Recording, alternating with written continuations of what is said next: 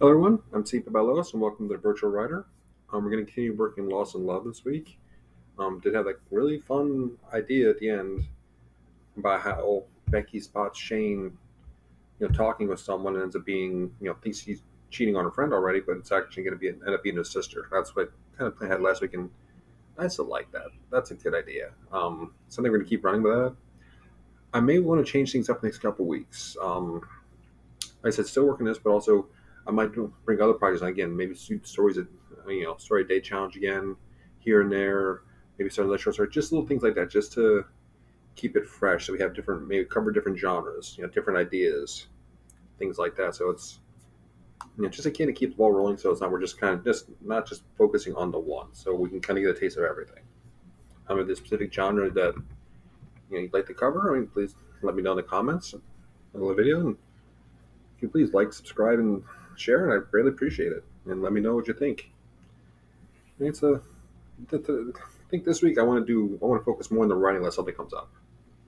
Because we kind of talked about this last week how the woman that Shane was talking to is actually Becky saw him in the store. She's like, "Don't panic, okay, what you know, this is happening. Is he cheating on us?" And she's going to find out. She wants to be the detective. She's protecting her friend, especially after she basically kind of roped her friend into this relationship. And there's my note for about that. So okay, we're all set to go. So all right, let's dive in and see what we can get up to.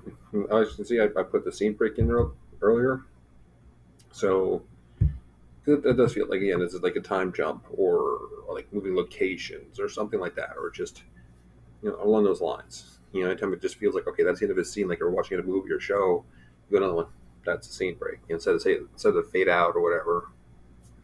Just that's how I excuse me. That's how I look at them and how I do it. So okay, let's dive in here and see what fun we can have. Let's see.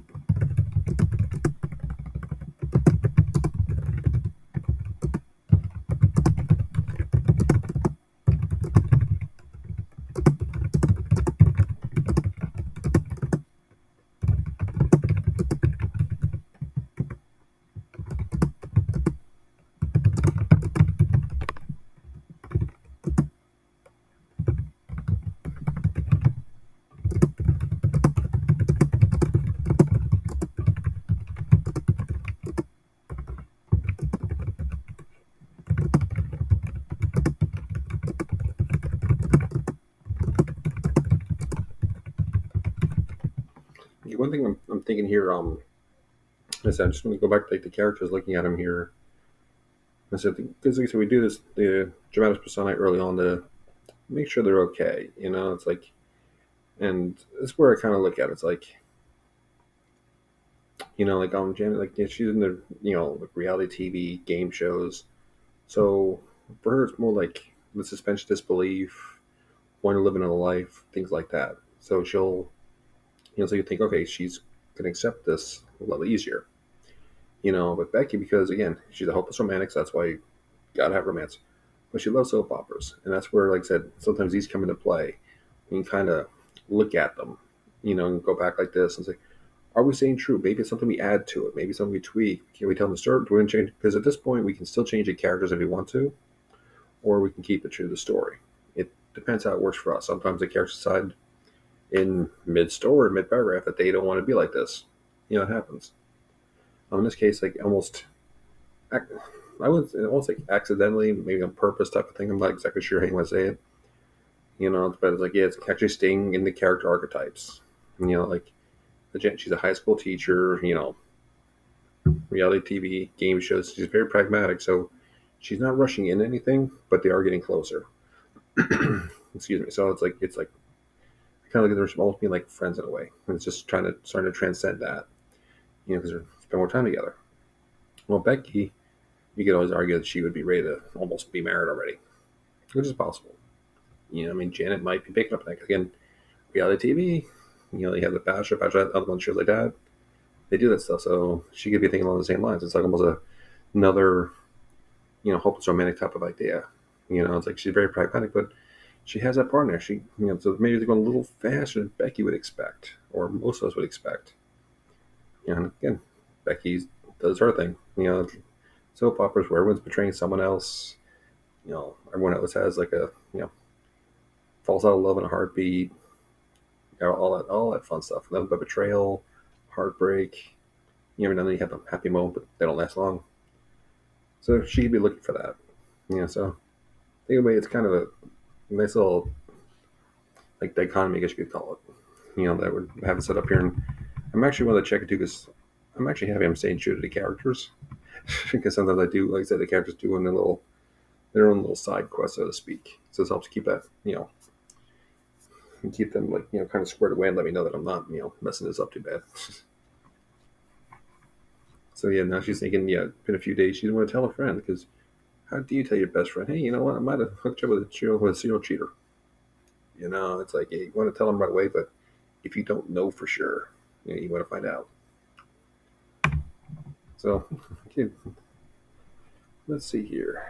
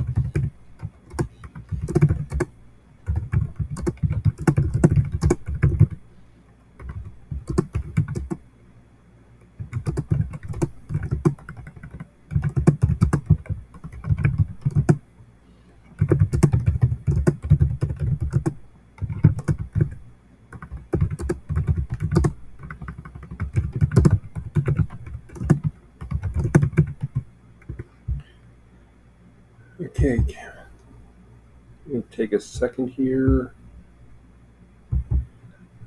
Okay, this is. I'm trying to think of a nice way to put this without saying I have no clue what I'm doing. Because this is, like I said, I'm a pantser.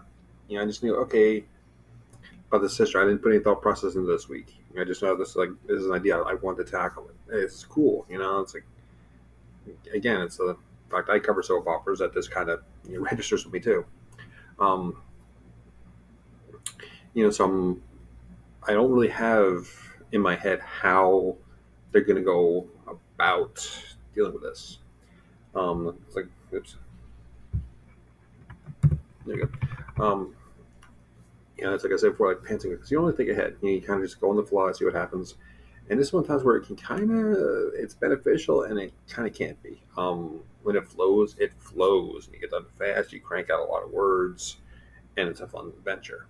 Other times, you kind of second guess yourself. Like maybe you read a sentence or so, like thought this, I'm like, okay, is this how Becky would do it, or is this how it should be done? Would this way work better? Would that way work better? Am I not thinking of a better way? So, that's where again, editing is important. Going back and reading through and rewriting is important. This one, I'm like, see, it's also kind of in the back of my mind. It's also where kind of want to wrap the story up. Because this isn't going to be a novel or a book. It's not going to be that big. It's only like 3,900 words now. So this might be this be like maybe a 5,000 word short story, maybe 4,500. Depending how it works out. I could probably end this today or next week. And I probably will. And that's what makes this kind of tough for me in a way, because it's I'd like to keep this story going, but I'm also trying to think of that like, well, where do we go from here? Because this is the big thing. Because after this, they get together happily after. It's like a 2 hour Hallmark movie type of thing, but it's condensed down, almost like a sitcom, or maybe a two-part of a sitcom. So it's like kind of keeping that in mind, like, hey, is this a natural flow to it? And to me, it feels like it is.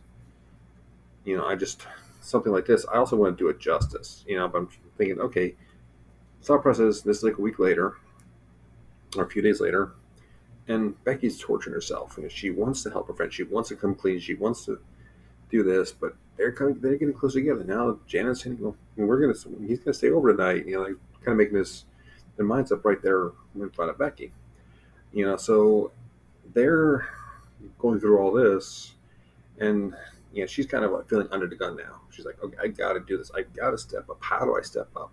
How do I do this without breaking my friend's heart? How do I question? So again, like up here for this section, like their language, we all have a certain you know habits we form with friends, a certain way of speaking, a certain way of doing something. We pretty much know what each other's going to do. We're just going to say the inflection of our voices.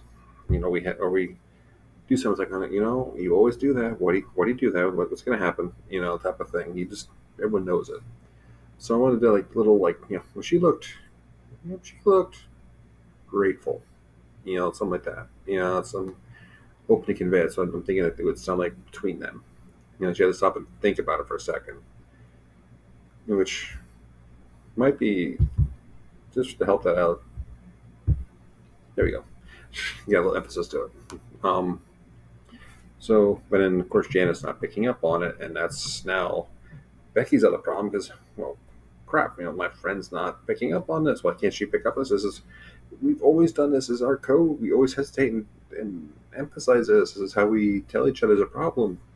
Why is she not picking up this? Why is she not listening to me? And so that's going to be the problem, and that's where, I'm thinking this is my idea right now. The time constraints, you only got like 7.5 minutes left, 8 minutes, 7.5 minutes left. So I'm not going to get to it this week, which means probably finish up next week, maybe a week after, give or take.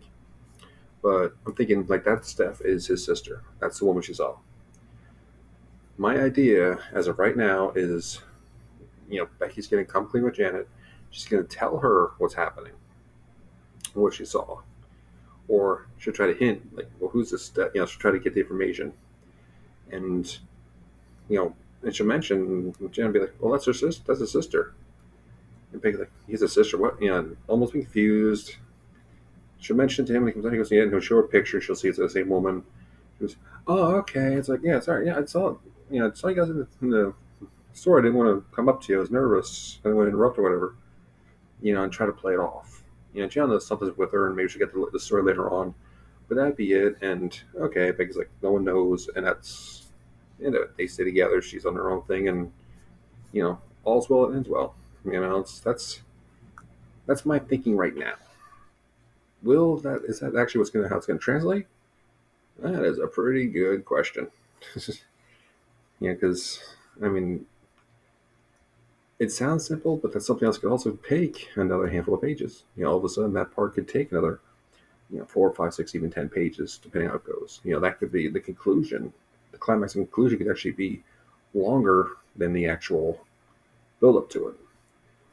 So I mean, it's gonna be it's like it's gonna be interesting to see how this plays out. I mean, that's how it's playing in my head. And I know in a lot of ways it's rushed because it kind of is, kind of not. I'm trying to do it justice, but I also don't. I can kind of feel when something's going to be a bigger story or not. And this feels like it's this maybe it could get fleshed out. Maybe not. For me, this would be that'll be about the length, like I said, about maybe 15 pages, give or take, 14 pages. About 4,500 words, maybe 5,000. That would be about as much as I would be able to get out of this myself, just with my writing style and the way my creative process works and how I see the story. I mean, there are others to be able to turn this into a 500 page book. I mean, there's so many people that could do it easily. There's me right now. Again, this is also the drawback of being a pantser. I don't have it plotted out to where you got to hit all these points. I mean, this is just like a first couple weeks I'm covering. There's so much more that could be covered. There's so much outside stuff that could be thrown in their lives, their daily lives and minutia. Like the days she's been waiting, what all's been happening in there. Has she wanted to come forward and say something, had been pulled back? Like a huge soap opera trope. Where they always go back and forth, like when's the right time, when's not the right time, want to plan for the right time. So I mean, a lot of it this can be made a lot longer, fleshed out a lot more. But I mean, we'll see. Like I said, it's not done yet. I may finish up, may go back and finish later on. It's like Mickey business, but we'll see. I mean, first thing I want to do is just actually get my ideas down and see where it goes from there. So it's like, I think that would be that's my plan. That's what's working in my head anyway. So I think we can pretty much leave it here for now. And we did get a decent chunk in here, actually written up. I mean, that's like if you just want to sit there, just look at the word count alone. I wrote what? Okay, 424 words. It's not a whole lot, but considering the story's only 3,900, that's a good chunk. That's probably more than written at any point in time so far. But it's okay. We'll leave it here for now. I'm come back to it next week. Let me know in the comments below what you think. What were your thoughts on it? Should it be fleshed out more? Should it go back and maybe fill in those days? Should make it a bigger mystery because it can actually turn into a huge mystery. Becky tries all these different things. Let me know. Let me know your thoughts in the comments. Let me know any ideas you have, or how's yours going if you're writing along with this, or if you have your own stories. I'd like to hear any ideas suggestions you have. What you think of the process so far? What do you think of the story so far? Please feel free to let me know. And again, please like, share, subscribe. Greatly appreciate it. And until next time, guys, have a great week. Stay safe and let your imaginations fly. See you next week.